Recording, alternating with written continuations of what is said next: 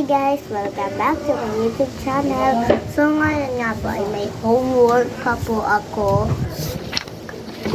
So ngayon po ay gagawin natin ang assignment ko. Kaso may nagtitext si Ante. Pinapanood ko po ang kanyang ano to? Ano yun? Ano yun? Ano kaya yun? Ilaw sa labas.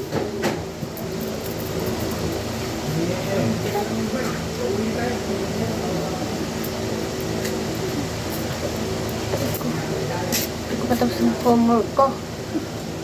My homework is not. So, yun nga muna guys. Hintayin nyo yung part 2. Sige na. Yun lang guys. Abangan nyo na part 2. Part 2 ha, yung part 2. Part 2.